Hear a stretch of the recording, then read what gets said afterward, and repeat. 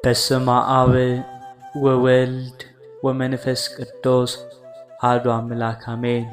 የልዑል እግዚአብሔር ቤተሰቦች የእናታችን የቅድስት ድንግል ማርያም የአስራት የበኩራት ልጆች እንኳን ለቅዱስ ለሰማዕቱ ቂርቆስ እንዲሁም ለእናቱ ለቅድስት ኢየሉጣ ዓመታዊ ክብረ በዓል በሰላም በጤና ደረሳችሁ።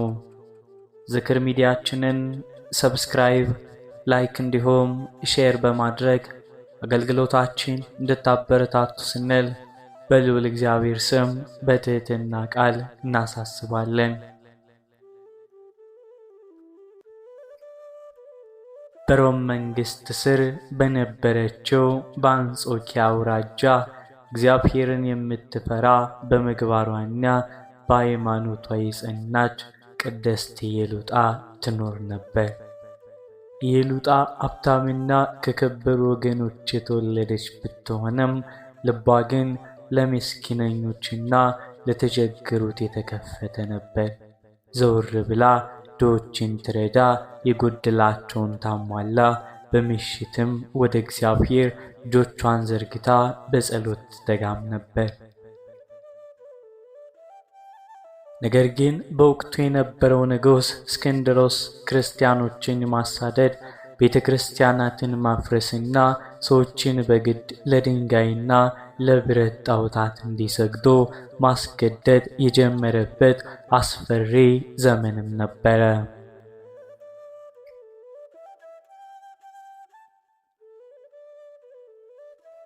በዚህ ሁሉ መከራ መካከል ግን ኢየሉጣ ከእምነቷ ንቅንቅ ሳትል እግዚአብሔርን ማገልገሏን ቀጠለች። እግዚአብሔር የጸሎቷንና የበጎ አድራጎቷን ፍሬቷን አሳያት። የሚያምር ፊቱ እንደ መልአክ የሚያበራ ወንድ ልጅም ሰጣት። ስሙንም ቂርቆስ ብላ ጠራችው። ሕፃኑ ቂርቆስ ሲወለድ በቤቷ ውስጥ ትልቅ ደስታና ፍስሐ ሆነ። ኢየሉጣ ልጇን ስታቅፍ ይህ ልጅ በእግዚአብሔር ፊት የተቀደሰ ይሁን እያለች ታመሰግንም ነበር። ሕፃኑን በሚያምር ክርስቲያናዊ ሥርዓት በእግዚአብሔር ፍቅርና በፍርሃት ኮትኩታ ማሳደግ ጀመረች። ትንሹ ቂርቆስ ገና በሕፃንነቱ ፊቱ በጸጋ የተመላ፣ ዓይኖቹ የእግዚአብሔርን መንፈስ የሚያንጸባርቁ ነበሩ። ነገር ግን ያ ደስታም ረጅም ጊዜ አልዘለቀም። የንጉሡ ጭፍሮች በየከተማውና በየመንደሩ እየዞሩ ክርስቲያኖችን ማሳደድ፣ ማደን ጀመሩ። ክርስቲያን ነኝ የሚል ሁሉ በሰይፍ ይቆረጣል፣ በእሳት ይቃጠላል፣ ለዱር አራዊት ይጣላል። ኢየሉጣ ልጇ ቂርቆስ ገና የ3 ዓመት ሕፃን ያለ የሰይፍና የእሳት ዜና ቤቷ ድረስ ደረሰ። የንጉሡ ጭፍሮች ቤቷን ሰብረው ከመግባታቸውና የ3 ዓመት ሕፃን ልጇን በፊቷ ከመግደላቸው በፊት እምነቷንና ልጇን ለማዳን ስደት ለመውጣትም ወሰነች።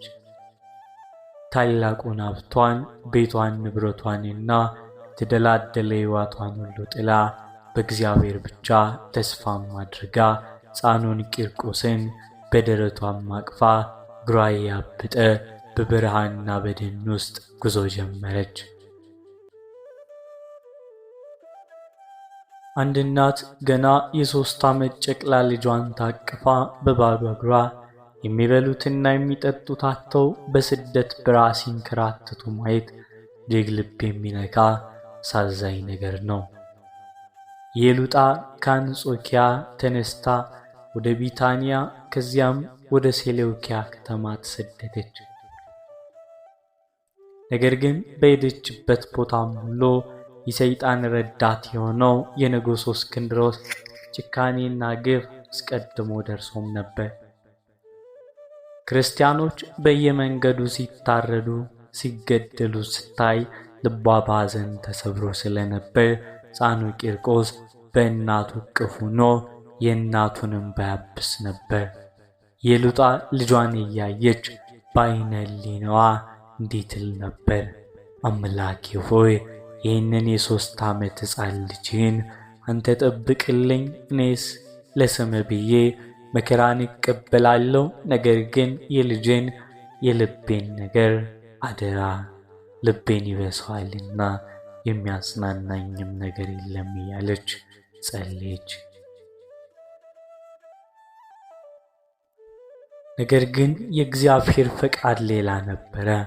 ይህ ሕፃን ለዓለም ታላቅ የእምነትና የጽናት ምስክር ይሆን ዘንድ የተመረጠ ስለነበር ብዙ ሳይቆይ በሴሌውኪያ ከተማ ሳለ የንጉሥ ሰላዮች ቅድስት ኢየሉጣንና ሕፃኑን ቂርቆስን አግኝተው ያዟቸው። ቅድስት ኢየሉጣ ከአንጾኪያም አምልጣ በሴሌውኪያ ከተማ ጥቂት ቀናት ብታደጉም የሰይጣን ቅናትና የንጉሡ እስክንድሮስ ጭካኔ እዚያ ላይ አልተዋቸውም።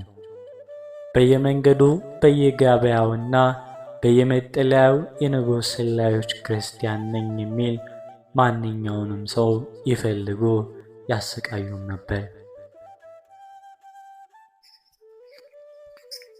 ቅድስት ኢየሉጣ ታላቁን የሀብትና የክብር ሕይወቷን ትታ በባዶ እግሯ በእጇና በድንጋይ ላይ የተራመደች የ3 ዓመት ሕፃን ልጇን ቅዱስ ቂርቆስን በደረቷ ላይ አጥብቃ ትጓዘም ነበር። ሕፃኑ ቂርቆስ በረሃብና በጥም ሲያለቅስ እናቱ ኢየሉጣ የምትሰጠው ምግብ አልነበራትም። የሚበሉት በሌለበት በዚያ ምድረ በዳ እግሯ በእሾህ ተወግቶ ደም እየፈሰሰ እንባዋን ወደ ሕፃኑ ፊት እያፈሰሰች እንዲህ ብላም ትጸልይ ነበር። አምላኬ ሆይ የዚህን ንጹሕ ሕፃን ሕጽዕናን ለቅሶም ተመልከት። እኔስ የበደልኩ፣ አቤቱ ልጄ ግን ምንም ያላወቀ ንጹሕ ነው። በቸርነት መግብልኝ፣ ከጨካኞች እጆች ልጄን አድንልኝ አለች።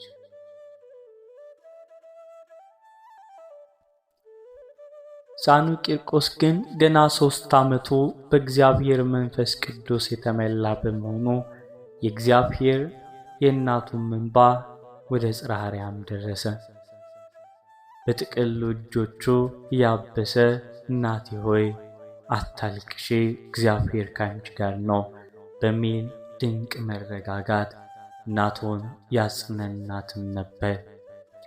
አንድ ቀን ቅድስት ኢየሉጣ ለልጇ የሚሆን ጥቂት ውሃ ልትፈልግ ወደ አንድ መንደር በገባችበት ወቅት የንጉሥ ሰላዮች አዩአት።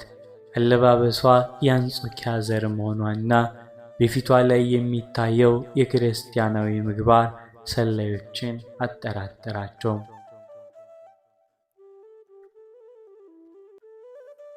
አንቺ ሴት ማነሽ? የመጣሽውስ ከወዴት ነው? ለአማልክቶቻችን ታገኝም ዘንድ ታሳጥኝም ዘንድ ለምን አልመጣሽም? እያሉ በዛቻም ጠየቋት። ቅድስት ኢየሉጣ ልቧ በፍርሃት ቢመታም እምነቷን ለመካድ አልፈቀደችም። እኔ የሕያው የኢየሱስ ክርስቶስ አገልጋይ ነኝ ስትል በጽናት መለሰችላቸው። በዚያኑ ቅጽበት የንጉሡ ጭፍሮች በጨካኝ ሁኔታ ከበቧት። የ3 ዓመቱን ሕፃን ቅዱስ ቂርቆስን ከእናቱ እቅፍ ሊነጥቁ ሲታገሉም ሕፃኑ የእናቱን አንገት አጥብቆ አቀፈ። ኢየሉጣ ልጇን ላለማስነካት በጽኑ ጥብቅ አርጋም ያዘችው። ጭፍሮቹ ግን በግፍና በኃይል እየጎተቱ የደበደቧትና የገፋቻቸው ወደ እስር ቤትም እነርሱም እየገፉ ወሰዷት። በማግስቱ ጠዋት ገዢው እስክንድሮስ በታላቅ ዙፋን ላይ ተቀምጦ የከተማው ሕዝብ በተሰበሰበበት አደባባይ ቅድስት ኢየሉጣንና ሕፃኑን ቂርቆስን በስር ሰንሰለት ተንበርክከው አቀረቧቸው። እስክንድሮስ ቅድስት ኢየሉጣን በንቀት እያየ አንቺ ሴት ውበትሽንና ወጣትነትሽን አትፈልጊውምን? ይህን የ3 ዓመት ሕፃን ልጅሽን አያሳዝንሽምን? ለታላላቆቹ አማልክቶቻችን ዕጣን አሳጥኜ ስገጅላቸው። ይህንን ካደረግሽ ታላቅ ሀብትና ክብር እሰጥሻለሁ። ልጅሽንም በቤተ መንግሥት ውስጥ እንዲያድግም አድርገዋለሁ።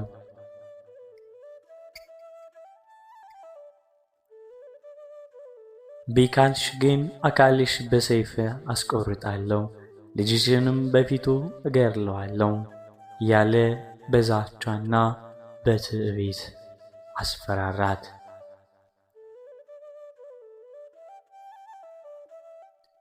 ቅድስት ኢየሉጣ ግን ሰንሰለቷን እያንቀረቀረች ዓይኖቿን ወደ ሰማይ አነሳች።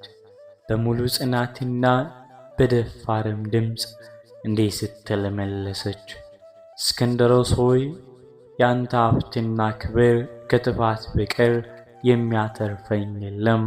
እኔና የ3 ዓመት ሕፃን ልጄ የምናመልከው ሰማይንና ምድርን ፈጣሪ የሆነውን እውነተኛውን አምላክ ኢየሱስ ክርስቶስን ብቻ ነው። ለድንጋይ ለተቀረጹ ምስሎች ጣዖታት ከቶ አልሰግድም። ይህንንም ሲሰማ ገዢው እስክንድሮስ በታላቅ ቁጣ ተመላ፣ ፊቱም ጠቆረ። ሕፃኑን ቂርቆስን ከእናቱ እቅፍ በኃይል እንዲነጥቁ ታዘዘ።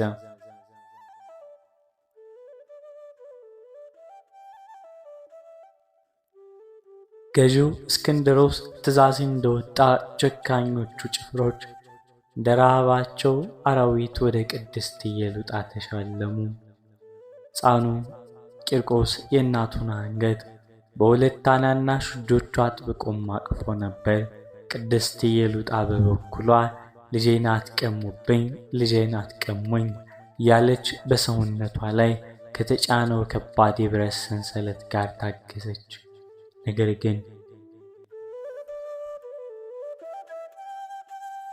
ነገር ግን 4 እና 5 የሆኑ የንጉሡ ጭፍሮች በኃይል እየጎተቱት የሕፃኑን ታናናሽ እጆች ከእናቱ አንገት ላይ በግፍ ፈረከሱት።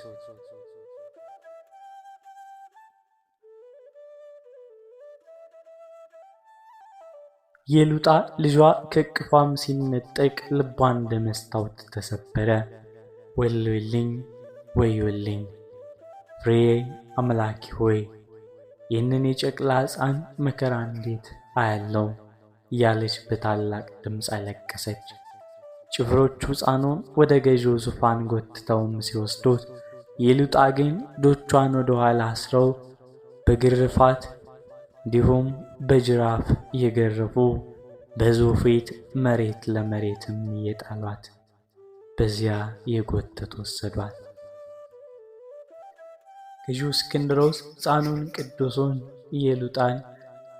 የኢየሉጣን ልጅ ቂርቆስን በጉልበቱ ላይ አስቀምጦ በደግነት ስም ሊሸነግለውና ሊያታልለው ሞከረ።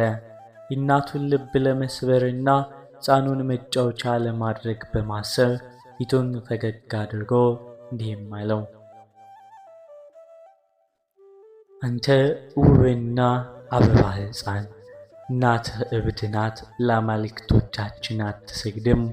እንደገና ከኔ ጋር ሁን፣ የወርቅና የብር መጫወቻዎችን እሰጥሃለሁ፣ በቤተ መንግሥቴ እንደ ልጅ አሳድግሃለሁ። እናትህም ብትሆን ወደ አማልክቶቻችን እንድትመለስ ንገራት፣ ያለዚያ ግን በፊትህ ትሞታለች። እስክንድሮስ ሕፃኑን እየዳበሰ እየሳመ ሊያታልለው ሲሞክር የ3 ዓመቱ ሕፃን ቂርቆስን የገዢውን የሽንገላ ቃል ሰምቶ አልተሸወደም። እንዲህም አለ። ሕፃኑ ቂርቆስ በገዢው ጉልበት ላይም ተቀምጦ ሳለ ቅዱስ መንፈስ አናገረው። ፊቱ እንደ ፀሐይ ያበራ ጀመር። ዓይኖቹ ሰማያዊ ኃይልን የተላበሱ ይመስሉ ነበር። ሕፃኑ ታናሹን እጁን አነሳና ገዢውን እስክንድሮስን ፊት ገፋው። ከዚያም በኋላ በተሰበሰበው በብዙ ሺህ ሕዝብ ፊት የ3 ዓመት ሕፃን ሊናገር የማይችለውን ታላቅና ግልጽ ድምፅ አውጥቶ እንዲህ ሲል አወጀ። አንተ ሰይጣን፣ አንተ ጨካኝና ደደብ ገዢ ነህ። እኔ ያንተን የወርቅ መጫወቻና የሐሰት አምልኮ አልፈልግም። እኔ ክርስቲያን ነኝ፣ የኢየሱስ ክርስቶስ አገልጋይ ነኝ። እናቴ የምታመልከው አምላክ ሰማይንና ምድርን የፈጠረ እውነተኛውን አምላክ ነው። አንተ የምታመልካቸው ግን እፍ ያላቸው የማይናገሩ አፍ እያላቸው የማይናገሩ፣ ዓይን እያላቸው የማያዩ፣ እጅ እያላቸው የማይዳስሱ የድንጋይና የብረታት ጣዖት ናቸው አለ።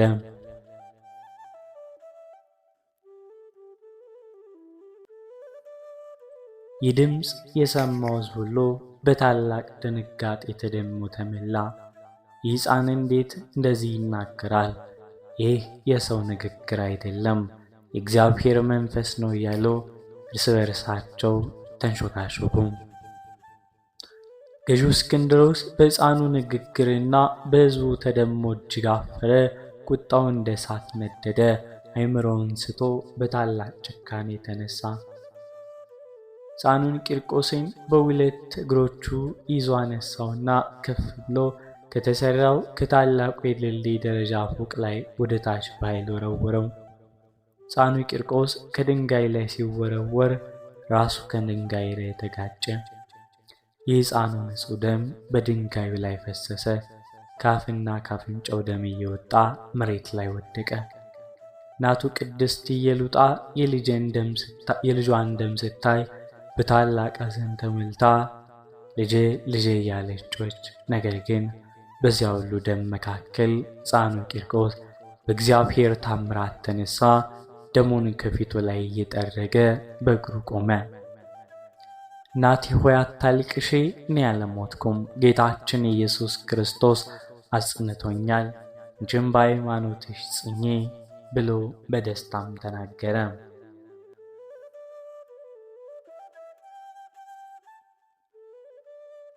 ይህ ድንቅም ታምር ያዩ ብዙ ሰዎች በእግዚአብሔር ክርስቶስ አመኑ። ገዢው እስክንድሮስ ግን ልቡ ይበልጥ ደነደነ፣ ደራም ያዘው።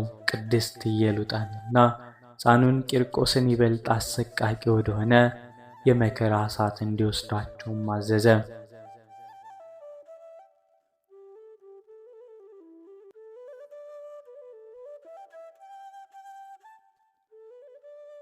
የሕፃኑ ቂርቆስ ታምራዊነቱም ተነሳስቶ በእግሩ መቆም ያየው ጨካኙ ገዢ እስክንድሮስ ይበልጥ በብቸኝነትና በሽንፈት ስሜት ተዋጠ።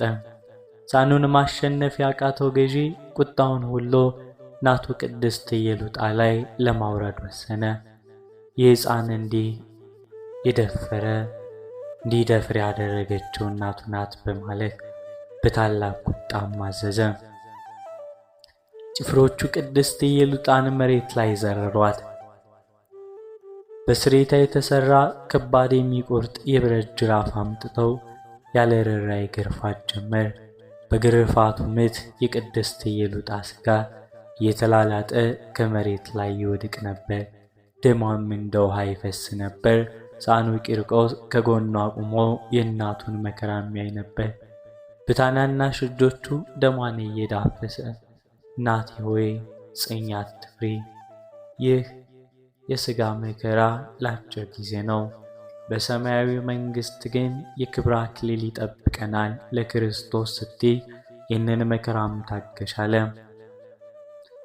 እያለ ይጸልይላት ያጸናት ነበር። ቅድስት ኢየሉጣ የልጇን ድምፅ ስትሰማ የሰውነቷ ሕመም ይጠፋላት ነበር። በእግዚአብሔር ኃይል ተመልታ የመከራውን ጽዋ በደስታም ተቀበለችው።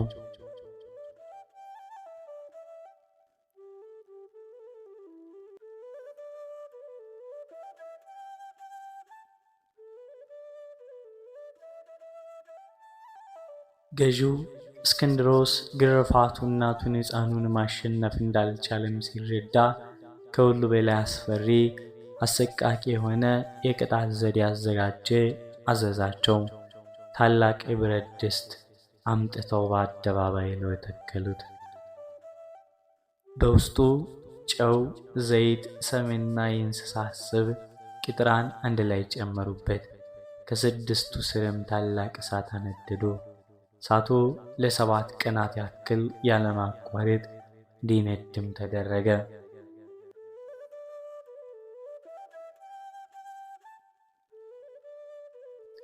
የድስቱ ዘይትም ፈልቶ ሲገነፍል ጭሱና ረመጡ በሩቅ ለቆሙት ሰዎች እንኳን አፍንጫና ዓይን የሚያቃጥል ነበር።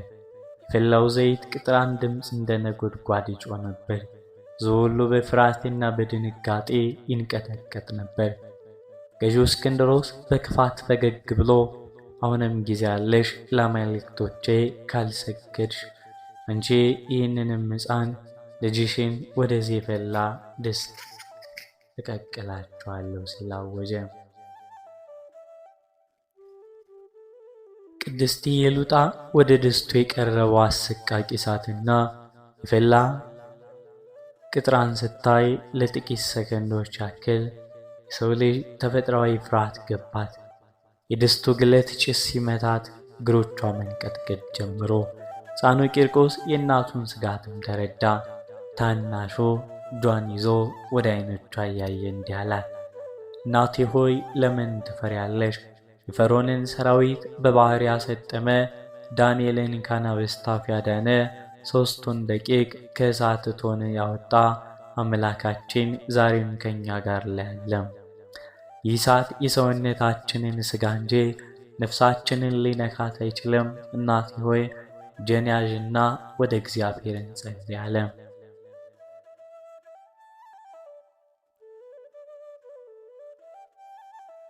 ኢየሉጣ የልጇን ታላቅ እምነት ስታይ ፍርሃቷ ሁሉ በቅጽበት ጠፋ።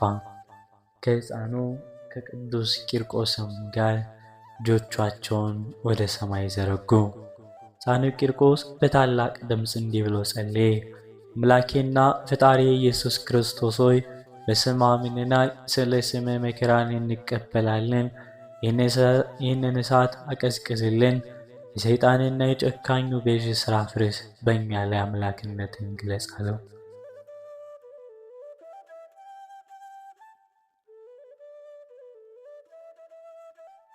ጸሎታቸውን ገናም ሳይጨርሱ ሰማያት ተከፈቱ። ታላቁ መልአክ ቅዱስ ገብርኤል በብርሃን ክንፎቹ እየበረረ ከሰማይ ወረደ። መልአኩ በእጁ የያዘውን የብርሃን በትሩን ወደ ፈላው ድስት አዘነበለ። በዚያኑ ቅጽበት የፈላው ድስት ዘይትና ጨው በቅጽበት ቀዘቀዘ። የእሳቱ አረመጥ ወዲያው ተባረከና እንደሚፈውስ ውሃም ተለወጠ። ከድስቱ ይወጣ የነበረው የሚያቃጥል ጭስ ወደ መዓዛ ወደሚያስደስት ደስ በሚል ሁኔታ ሽታው ተቀየረ።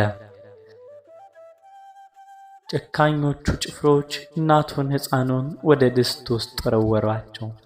ነገር ግን ቅድስት ኢየሉጣና ሕፃኑ ቂርቆስ በድስቱ ውስጥ ሆነው እግዚአብሔርን ያመሰግኑ ይዘምሩና ይቦርቁ ጀመር።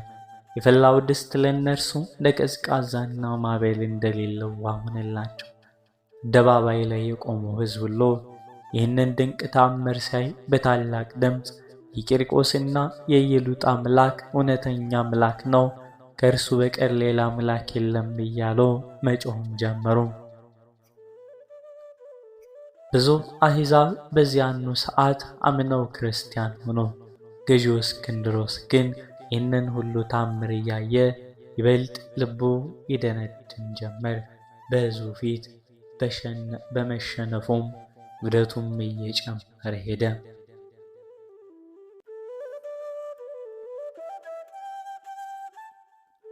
ከእሳቱና ከፈላው የብረት ድስት ታምራዊ መዳን በኋላ በከተማው አደባባይ የነበረው ሕዝብ በታላቅ ተደሞ ቂርቆስና የኢየሉጣ አምላክ እውነተኛ አምላክ ነው እያለ ይጮህ ነበር። ብዙዎቹ አሕዛብ በእግዚአብሔር አምነው ጣዖቶቻቸውን ወረወሩ። ይህ ሁኔታ ገዢውን እስክንድሮስን ይበልጥ አሳበደው። ሕፃኑና እናቱን በምንም አይነት ስቃይ ማሸነፍ እንዳልቻለም ሲረዳ በሕዝቡ ፊት የደረሰበትን ታላቅ ውርደት ለመሸፈን የመጨረሻውን የጨካኝነት እርምጃ ለመውሰድ ወሰነ። እስክንድሮስ በቁጣ እየተወራጨ እነዚህ ጥንቆላ የማያውቁ ሰዎችን ከአደባባይ አወጡ። የፈለገ ተአምር ቢሰሩ ከሰይፌ አያመልጡም። አንገታቸውን በሰይፍ ቆርጣችሁ ጣላቸው ሲል የመጨረሻው የሞት ፍርድን አስተላለፈ። ጭፍሮቹ ቅድስት ኢየሉጣንና ሕፃኑን ቂርቆስን ወደሚገደሉበት ስፍራ ወደ አደባባዩ ዳርቻ የጎተቱም ወሰዷቸው። አበቦቹና የሕዝቡ ማዕበል እያለቀሱ ይከተሏቸው ጀመር። ቅድስት ኢየሉጣና ሕፃኑ ቂርቆስ ግን ወደ ሞት የሚሄዱ አይመስሉም ነበር። ፊታቸው እንደ መላእክት ያበራ፣ እርምጃቸው በደስታ በሰማያዊ ተስፋ የተሞላ ነበር። ሕፃኑ ቂርቆስ የእናቱን እጅ ይዞ እናቴ ሆይ መንገዳችን አጠረ፣ ጌታችን ኢየሱስ የክብር አክሊል በሰማይ እየጠበቀን ነው እያለ ያበረታታት ነበር።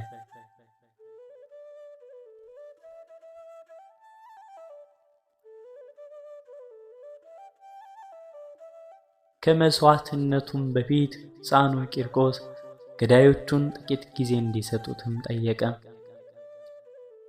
ጭፍሮቹም ፈቀዱለት። ቅዱስ ቂርቆስና እናቱ ቅድስት ኢየሉጣ እጆቻቸውን ወደ ሰማይ ዘረጉ። የ3 ዓመቱ ሕፃን ቂርቆስ በዓለም ፊት ድንቅ የሆነውን ታላቅ ጸሎት እንዲህ ሲል ጸለየ። አምላኬና ፈጣሪ ኢየሱስ ክርስቶስ ሆይ ስለ ቅዱስ ስምህ ስንል ይህንን መከራ ተቀበል። አሁን አቤቱ ጸሎቴን ስማኝ። ስማችንን የሚያስብ መከራችንን የሚያስብ በስማችን የተራበውን የሚያበላ የተጠማውን የሚያጠጣ ወይም ቤተ ክርስቲያንን በስማችን የሚያነጽ ሁሉ በሰማይ መንግሥት አስበው። በእኔና በእናቴ ስም ወደ አንተ የሚጸልየውን ሁሉ ከችግር ከበሽታ ከጭንቀትና ከአጋንንት እስራት ሁሉ አድነው።